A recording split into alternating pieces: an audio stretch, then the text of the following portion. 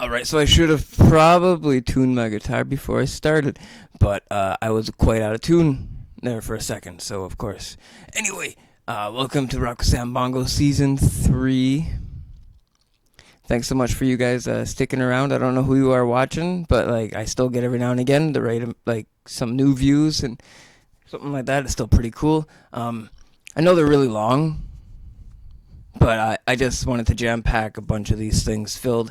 Most of the idea is really front loaded, even though the idea is 3 hours long. So I'm not going to understand how that works either. But for today, we're going to be working out some other stuff. Basically, I want to try out some new riff action, some new styles, and more of a death metal setting and a more of a deathcore idea, and avoid some of the more stylized, more jazzy and blues guitar stuff. And I'm going to keep the distortion up nice and high. And I'm going to be shuffling around some of my theoretical blues music that I've come up with in the designs and stuff. So thanks so much for selecting this episode if you have just joined us. Welcome aboard to the Sambongo. Alright, let's see what we can get out of our guitar here. Let's just play the guitar.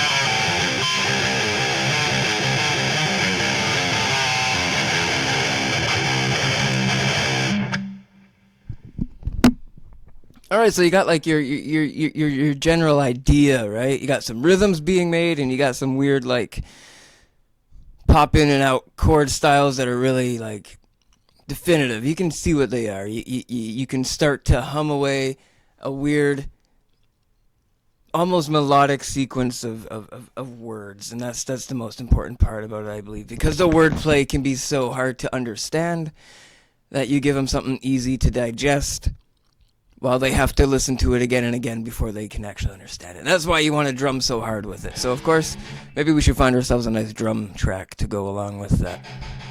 But until then, I'm going to take a look at a few death metal style riffs. I'm going to take a quick look at my mind. That's what I'm looking at. Death metal guitar solo action and stuff like that. I don't know how I'm going to get it to match without another guitar, but let's just see what we play.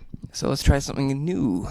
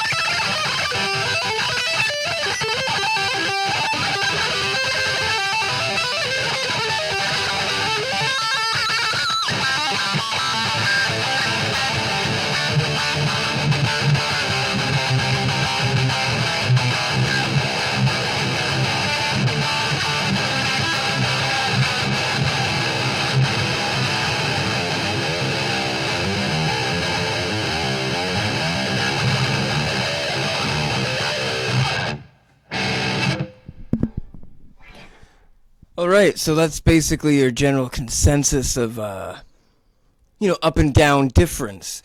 That's kind of what I was thinking. From what I've built up so far, from what I've built up in my style, um, deathcore moves around a little bit more. Death metal tends to chunk up right near the ends and finishes greatly. Really big, finishes big.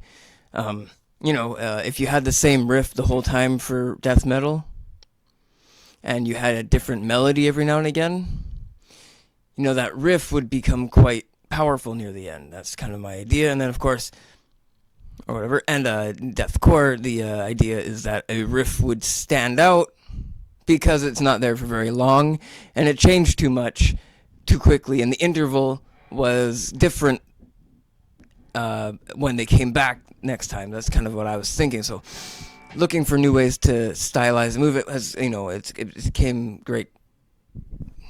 It became, greatly important to have many different styles preloaded up inside of our amp and whatnot. That's why I had the hip hop section, right, of guitar playing. But I don't really do that anymore. This is Rock with Sambongo, and what we do is we like to rock. We don't need to chill out and breathe our mind free from the rest of the day. So what we need to do now is to study up. So let's take a look at some of these riffs and think really hard what I really like and see if I can mix a few. Hang on.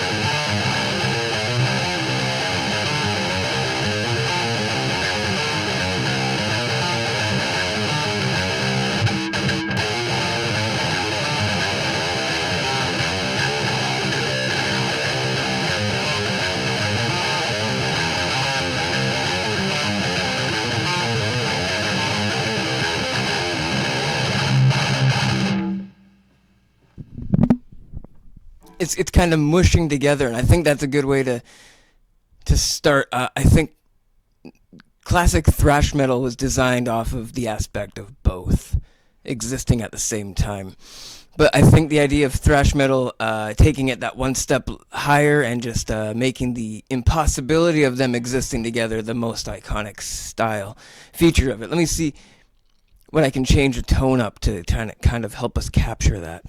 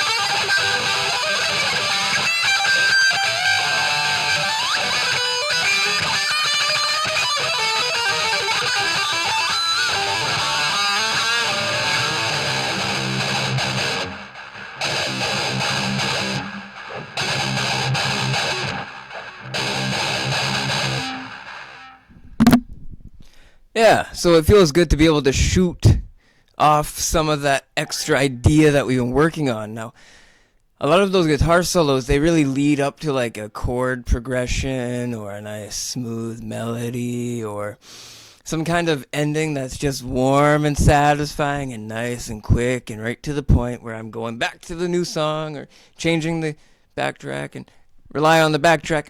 But this is all done without the drum so far, where there's enough of a rhythm section to it that you would design the drums section upon whether or not the guitar chose to play a certain way here. Now you can always turn a couple of drums on. That's what I'm planning to do now, and we can see if it like helps. Sorry, if it helps us with anything. And then after that, I'm gonna do some nice, mellow, casual guitar soloing that I believe might, you know, feel really good because of all the extra style that we've been letting through. So let me see here. What do we got? I gotta turn it up so I can hear it. That's better. Let's go to the grooves. Metal. Double kick.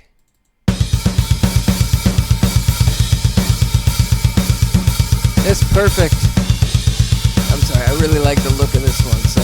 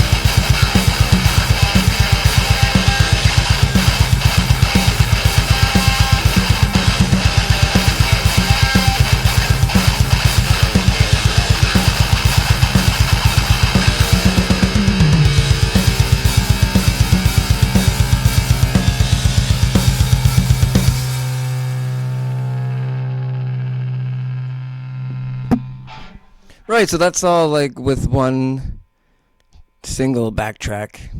That's just one backtrack that we have.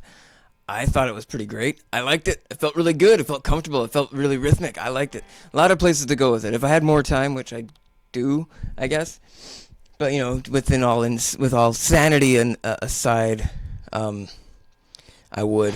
But of course, we're gonna focus a little bit on maybe some guitar solo now. We got that out.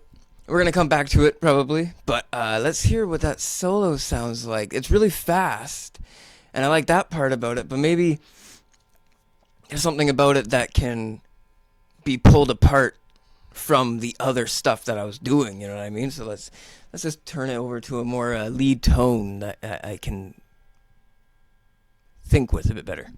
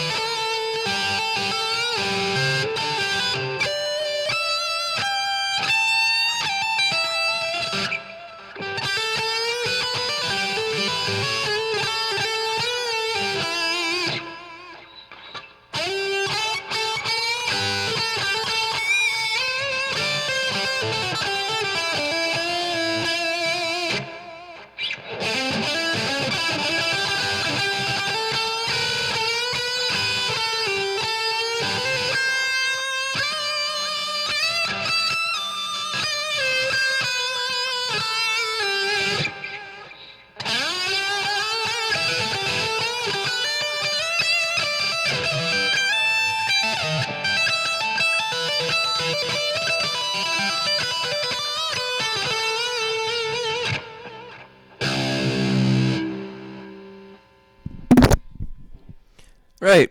So I slowed it down there because it's something that if you were to play it fast, you'd miss a lot of it, but it does allow you to put a bit of repetition to it. So if you were to play it multiple times each, you would end up with like a sense of control and direction. And that's kind of interesting because music that can drive you like forward or upwards. I don't really know how it would do upwards, but I know I could feel like it could do forwards. So music that's repetition enough to make you want to skip through time, but it's just, it's like fine enough in the head that it's new every time you hear it.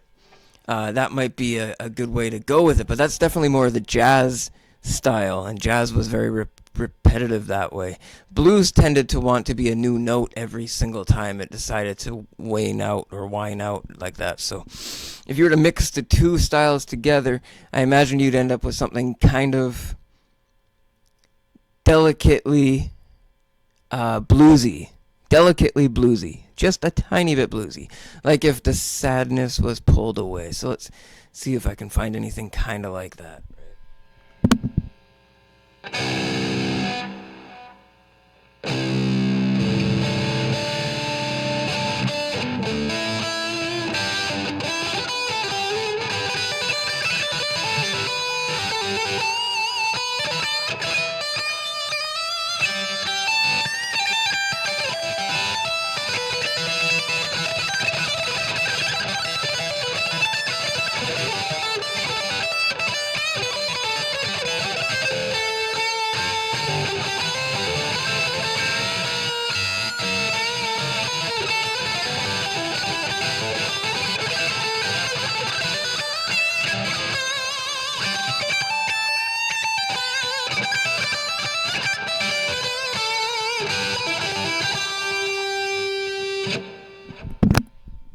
Right, it's got more structure to it now. It's almost dependent on all the chords. So basically, deathcore music doesn't come with many guitar solos. What I've noticed through listening to music, that style. What I noticed is deathcore, the one with all the heavy duty like big power chords that are just like really like huge, and you just slam them. That becomes the guitar solo. So like death metal has all that guitar solo to it, kind of like thrash metal. So you got your three big numbers there, and we're not going back that far. We're going to be moving forward as much as we can, hopefully, because we're Sambongo, right? Remember, Sambongo does that. So, of course, to find a deathcore riff, and maybe even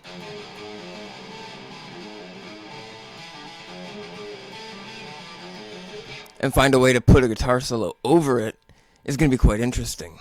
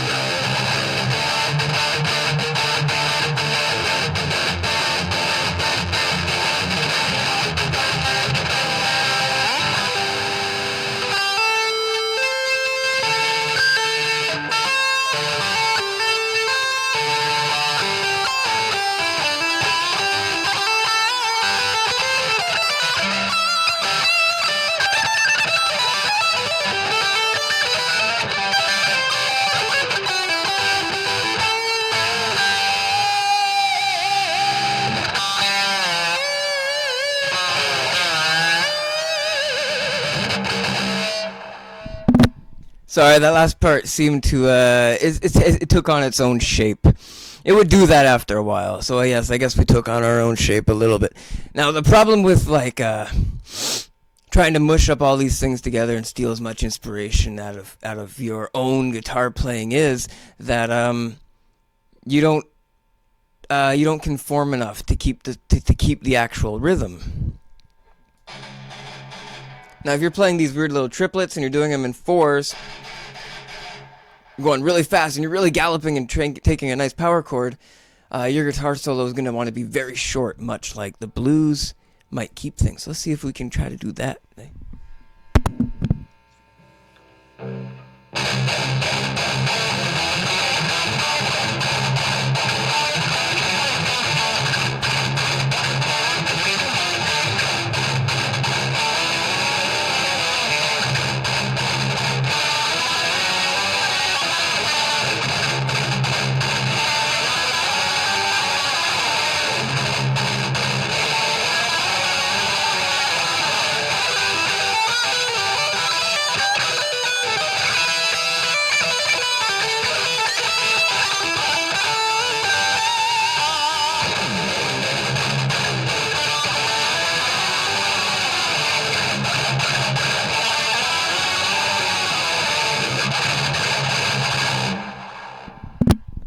So like we said, there was just a small cleanup crew needed for maybe patching together the 2 points and maybe shortening the solo again just a bit.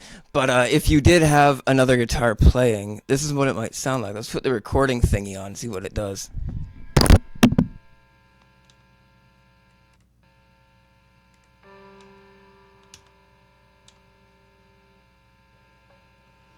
Here we go.